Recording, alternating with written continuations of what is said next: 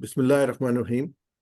ہم اس میں جو ہے وہ اگلا جو ہمارا لیسن ہے وہ آج کا وہ لیسن نمبر 19 ہے، اور یہ سیکنڈ لاسٹ لیسن ہے۔ اس کے بعد 2 لیسن ہمارے ہوں گے۔ جیسے میں نے کہا کہ لیسن 20 جو ہے اس میں بتایا جائے گا کتنا ہم نے سیکھا اور کیسے ہم نے سیکھا ہے، اور جو لیسن 21 کہہ لیں اس کو، تو اس میں ہم جو ہے گرامر کو ریوائز کریں گے انشاءاللہ۔ نیکسٹ ویک جو پروگرام ہوگا، نیکسٹ سیٹرڈے ہمارا لاسٹ پروگرام ہوگا۔ السلام علیکم ورحمۃ اللہ وبرکاتہ۔ تو اس لیسن میں جو ہمیں ہے وہ سیکھنے کی دعا ہے اور سیکھنے کا طریقہ ہے۔ یہ قرآن پاک کے سیکھنے کی دعا اللہ تعالیٰ نے سکھلائی ہے، اور سیکھنے کا طریقہ بھی اللہ تعالیٰ نے سکھایا ہے۔ تو اس کو ہم اس کا ریفرنس لے کے انشاءاللہ بات کریں گے۔ تو دعا کرتے ہیں، رب اشرح لی صدری ویسر لی امری واحلل عقدۃ من لسانی یفقہوا قولی۔ پروردگار میرا سینہ کھول دے، میرے کام کو میرے لیے آسان کر دے، میری زبان کی گرہ سلجھا دے تاکہ لوگ میری بات سمجھ سکیں۔ سبحانک لا علم لنا الا ما علمتنا انک انت العلیم الحکیم۔ نقص سے پاک تو آپ ہی کی ذات ہے، بس ہم تو اتنا ہی علم رکھتے ہیں جتنا آپ نے ہم کو دیا ہے، اور حقیقت میں سب کچھ جاننے والے سمجھنے والے آپ کے ساتھ کوئی نہیں۔ یہ آج کے وقت کی سب سے امپورٹنٹ دعا جو ہے، جس میں میڈیا کی وجہ سے بہت کنفیوژن جو ہے وہ کریٹ کیا جاتا ہے، غلط چیزوں کو صحیح چیزوں کو غلط بنا کے پیش کیا جاتا ہے۔ تو یہ اس وقت نبی اکرم صلی اللہ علیہ وسلم کی دعاؤں میں سے ایک دعا سے، اللہم ارنا حق کا حق وارزقنا اتباعہ، اللہ ہمیں حق کو حق کے طور پہ دکھا، ہمیں اس کی پیروی کی توفیق عطا فرما، وارنا باطلا باطلا وارزقنا اجتنابہ، ہمیں باطل کو باطل کے طور پہ دکھا، ہمیں اسے بچنے کی توفیق عطا فرما، آمین آمین یا رب العالمین۔ تو آپ دیکھ لیں گے۔ تو آج کا جو سبق ہے سیکھنے کی دعا ہے اور سیکھنے کا طریقہ ہے، اور گرامر میں ہم کنٹینیو کریں گے جو ہمارا پچھلا لیسن تھا فاعل مفعول اور فعل کا، اور چند نکات تک سے تعلیم لیں گے۔ 10 نئے الفاظ میں سیکھیں جو قرآن پاک میں 642 بار آئے ہیں۔ تو اس کے ختم پہ ہم 332 الفاظ سیکھ چکے ہوں گے قرآن پاک میں، 41,111 بار جو وہ الفاظ میں قرآن پاک میں سیکھ چکے ہیں۔ آلریڈی یہ ہم نے آیت مبارکہ پچھلے پروگرام میں سیکھی، قرآن آسان ہے، وَلَقَدْ يَسَّرْنَا الْقُرْآنَ لِلذِّكْرِ فَهَلْ مِن مُدَّكِرٍ۔ ہم نے اس قرآن کو نصیحت کے لیے آسان ذریعہ بنایا ہے، پھر کیا ہے کوئی نصیحت حاصل کرنے والا؟ تو یہ جو ہے فَهَلْ مِن مُدَّكِرٍ، کوئی ہے نصیحت حاصل کرنے والا؟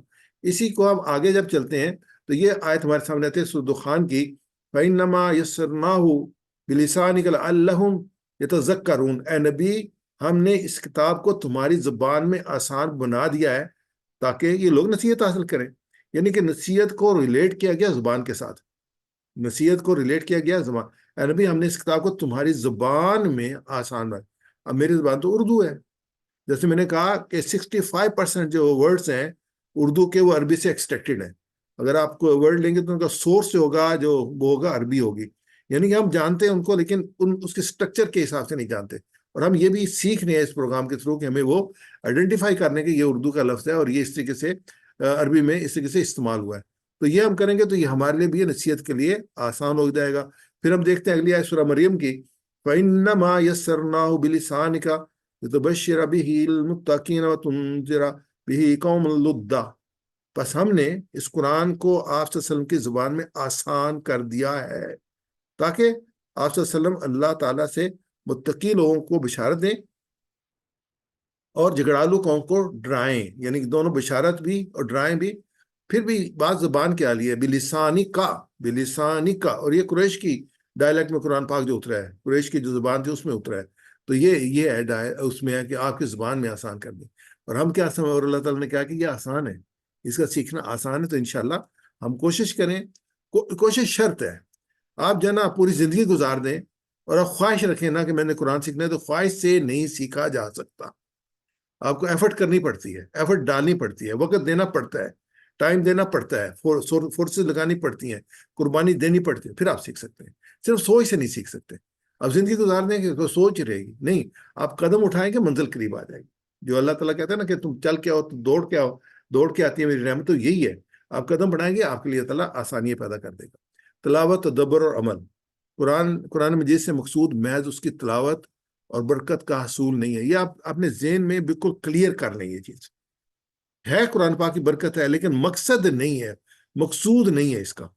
مقصود جو ہے نا، الف لام میم ذالک الکتاب لا ریب ھدی للمتقین، ہدایت ہے، ہدایت مین مقصود ہے۔ اور حقیقی اس کی برکت تب ملے گی جب ہم تدبر و تفکر کریں گے، اس میں سوچ و بچار کریں گے، اس کے معنی کا ہمیں فہم حاصل ہوگا۔ پھر جو ہے ہم دنیاوی اور دنیوی امور پر اس پر عمل کرنے میں پوشیدہ اصل برکت۔ اس پہ عمل ہم کیسے کرتے ہیں؟ بات یہ تو عمل کی کتاب ہے، یہ صرف پڑھنے کی کتاب نہیں ہے، چومنے کی کتاب نہیں ہے، عمل کی کتاب ہے۔ آپ اس کے بڑی بہت عزت کرتے رہیں، بہت احترام کرتے رہیں، بہت اونچا رکھیں اس کو، پیٹھ بھی نہ اس پیچھے ہو، لیکن اگر اس پہ عمل نہیں کرتے تو کیا مقصد ہوا کتاب کا؟ جو کلام اللہ نے بھیجا ہو تو عمل کے لیے بھیجا ہے، کہ آپ کی زندگی اس کے مطابق ہونی چاہیے، آپ کا رویہ اس کے مطابق ہونا چاہیے، آپ کے قانون اس کے مطابق ہونے چاہیے۔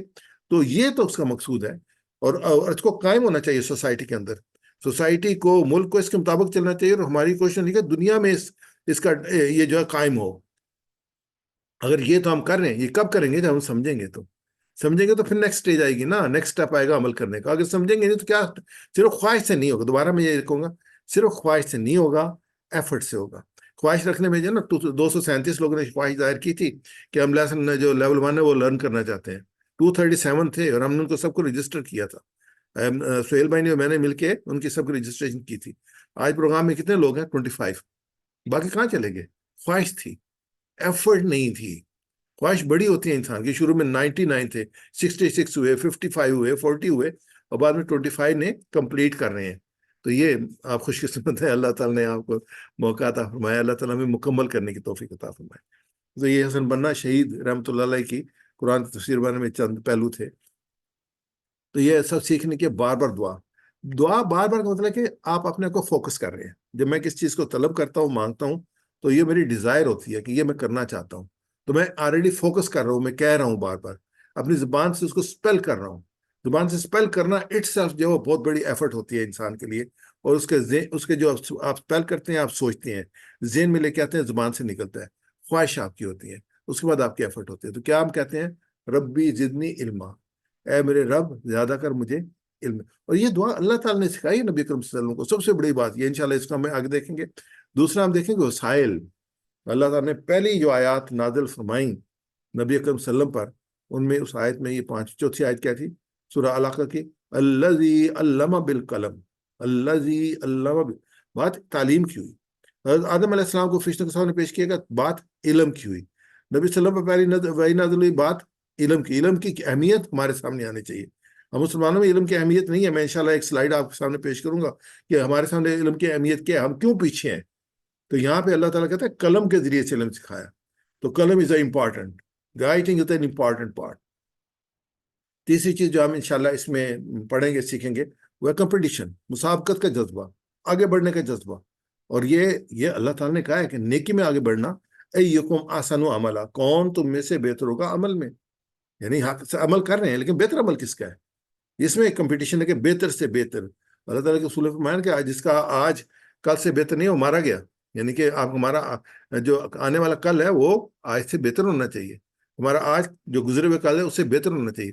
ایک بہتری کی طرف جائیں گے تبھی ہم آگے بڑھ سکے، ورنہ نہیں بڑھ سکتے۔ تو یہ ہم سب سے پہلے اس کو لیتے ہیں بار بار دعا کو، ربی زدنی علما، اے میرے رب زیادہ کر مجھے علم۔ سورہ طٰ کی آیت نمبر 114 ہے، یہ 114 نمبر آیت جو ہے آخری آیت ہے اس کی، سورہ طٰ کی۔ سورہ طٰ کے نزول کے بعد میں جو یہ آیت آئی ہے، یہ آیت نمبر 114 ہے۔ سورہ طٰ میں جو مقصد بیان کیا گیا نا، آیت نمبر 113 سے ہم لیتے ہیں دو آیات جو میں اس میں لوں گا، تاکہ جیسے ڈاکٹر صاحب نے کہا کہ سیاق و سباق میں سے بات زیادہ بہتر سمجھ میں آ جاتی ہے۔ تو یہ آیت نمبر 113 تھی، وَكَذَلِكَ أَنزَلْنَاهُ قُرْآنًا عَرَبِيًّا وَصَرَّفْنَا فِيهِ مِنَ الْوَعِيدِ لَعَلَّهُمْ يَتَّقُونَ أَوْ يُحْدِثُ لَهُمْ ذِكْرًا۔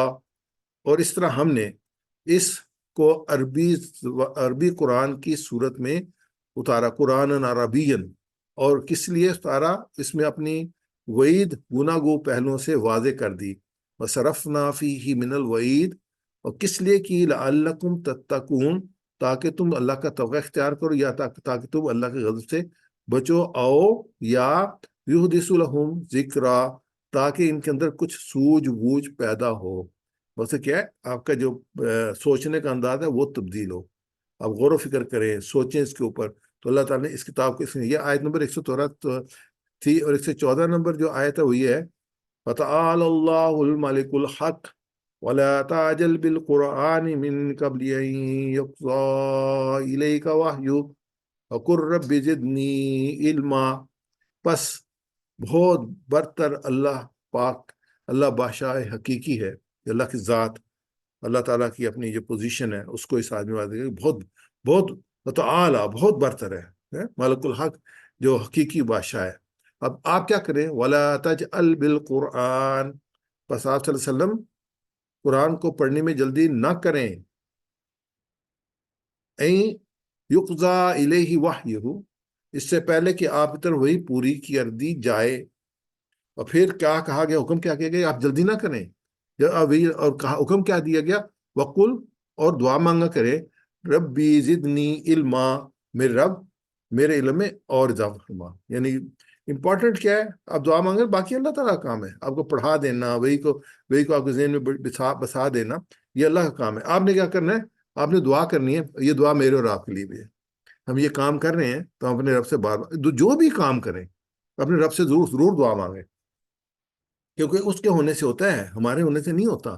ہمیں تو ایک اللہ تعالیٰ نے لمیٹیڈ جو ہے نا ایک اسپیس دی ہوئی ہے اٹھانے کی، قدم اٹھانے کی، چلنے کی، باقی کرنے والا وہی ہوتا ہے، اسباب وہی پیدا کرتا ہے، آسانیاں وہی پیدا کرتا ہے۔ تو یہاں پہ بھی علم میں بھی وہی آسانیاں پیدا کرتے ہیں، ہمیں دعا کرنی ہے، رب بھی، میرا رب، اے میرے رب، ہر چیز کا خیال رکھنے والا، پرورش کرنے والا، کروڑوں خلیوں کی، حالات کی، واقعات کی رب۔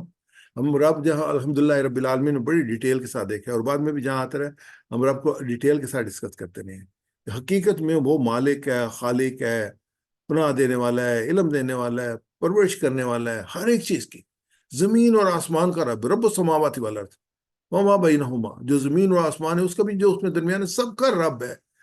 اگر ہم آئیڈینٹی دیکھیں نا، آپ اگر جو یونیورس کو لیں تو زمین ایک نقطہ ہے، نظر بھی نہیں آتا، وہ ایک نقطے کی طرح نظر بھی نہیں آتا، گلیکسی سسٹم بھی ہمارا نظر، ملکی میں بھی نظر نہیں آتا، اور کتنی گلیکسیز ہیں، ملینز، بلینز، اور کتنے سٹارز ہیں ہماری اپنی گلیکسی کے اندر، ملکی وے کے اندر کروڑوں کے حساب سے ہیں، اور ہر سٹار کے آس پاس پوری کائنات ہے، ایک دنیا اپنی، ہم اس کو سمجھتے نہیں، ہم تو صرف ایک بہت سی جو ہے نا جو اپنا سولر سسٹم اس کو تھوڑا سا ہم نے سمجھا ہے، تھوڑا سا سمجھا ہے، وہی پورا نہیں سمجھا ہوا۔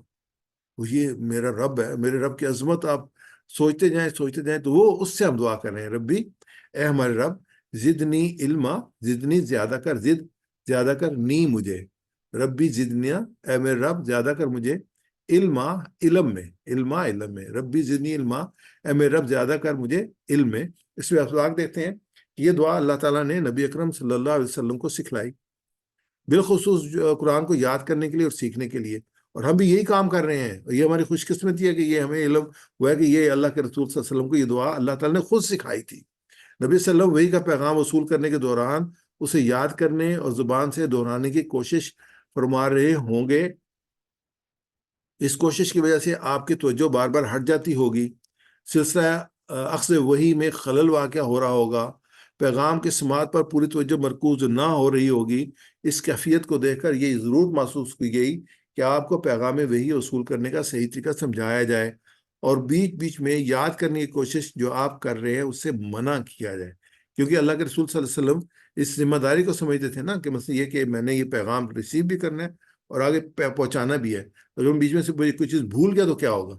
تو اللہ تعالیٰ نے کہا آپ نہیں پریشان ہو، یہ ہماری ذمہ داری ہے آپ کے تک پہنچا دینے کی۔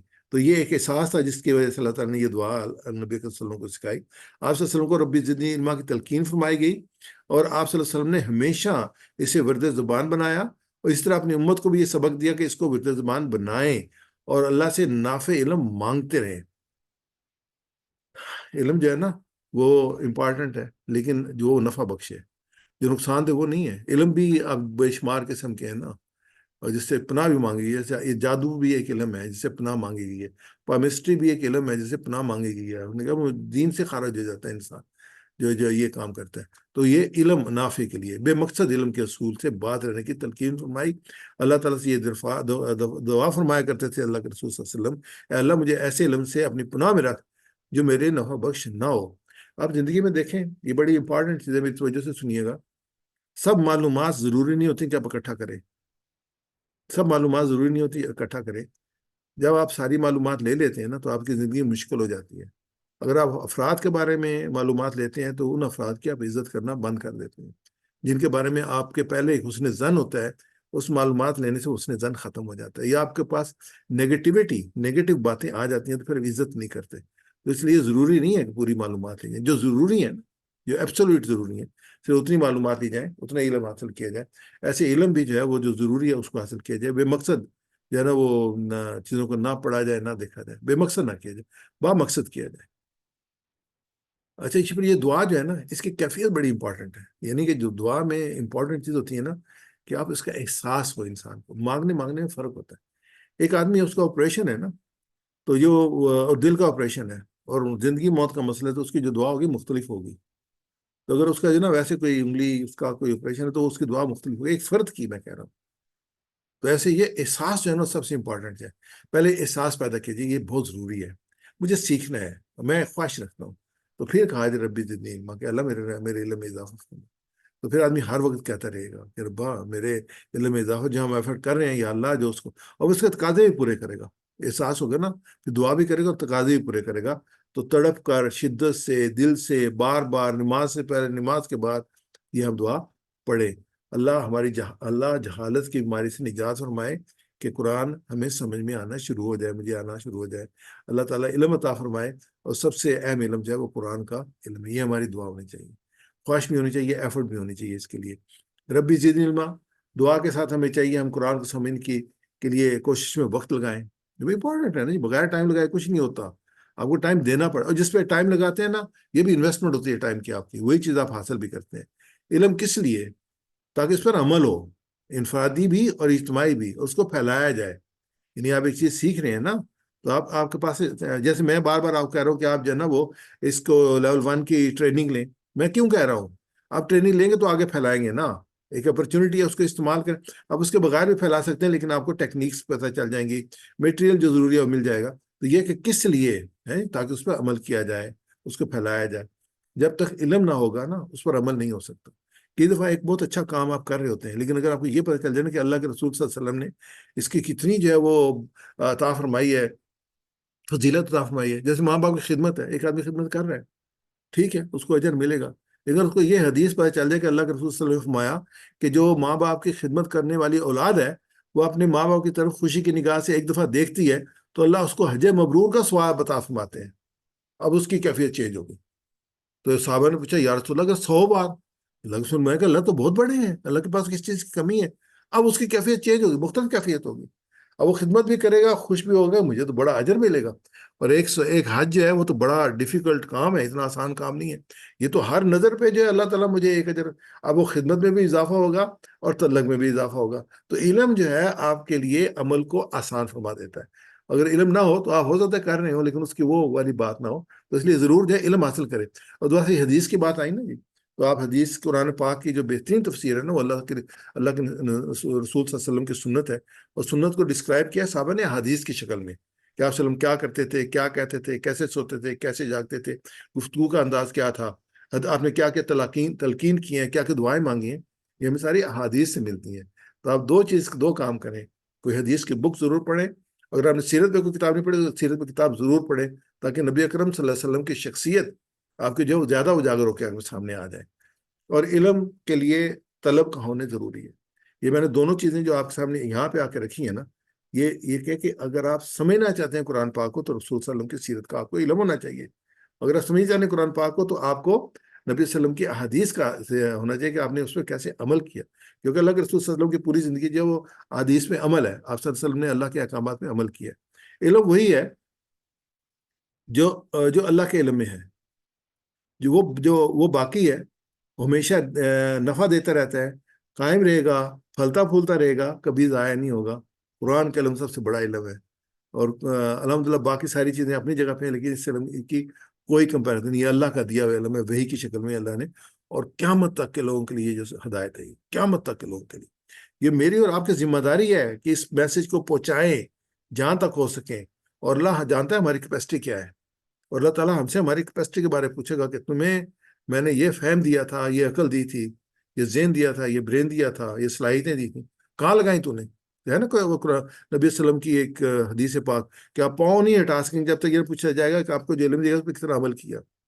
تو یہ جو ہے وہ پوچھا جائے گا۔ علم دینے والے اللہ کی ذات ہے، اسے چھپنے والے نہیں ہے کہ مجھے علم نہیں ہے تو میں کچھ نہ کروں، نہیں، وہ ذات ہے دینے والی۔ آپس علم پہنچا، اللہ کے رسول بلغ عنی ولو کانوا آیا، کہ لوگوں تک پہنچاؤ، اگر ایک صرف آیت تھی کیوں نہ ہو، تو وہ بھی لوگوں تک پہنچاؤ۔ یہ بڑی امپورٹنٹ تھی، میں نے سٹار اس پہ جو ہے نا وہ دیا ہے۔ اگر اکثر اسٹار جو ہے بچوں کو دیے جاتے ہیں خوش کرنے کے لیے کہ یہ بہت زبردست کام ہے. یہ سلائڈ بڑی زبردست تھی، اس لیے اسٹار اینڈ پہ آیا ہے اس کے. تو دوبارہ اگلی یہ اس کو دیکھتے ہیں ہم. بعض نادان لوگ کہتے ہیں کہ جتنا معلوم ہے اس پر عمل کرو، زیادہ علم کی کیا ضرورت ہے. جو میں نے آپ سے نبوی رکھا تھا، یاد رکھیے کہ اللہ نے علم میں زیادتی کی دعا سکھائی ہے. اللہ نے علم میں زیادتی کی دعا چاہیے، نیت بھی کریں اور کوشش کریں علم کو حاصل کرنے کی، اپنے آپ کو نہ رکھیں. علم زیادہ ہوگا تو عمل کرنا آسان ہوگا. اس لیے یہ بات زیادہ سمجھ میں آئے گی کہ دنیا امتحان کی جگہ ہے، اصل کامیابی آخرت کی کامیابی.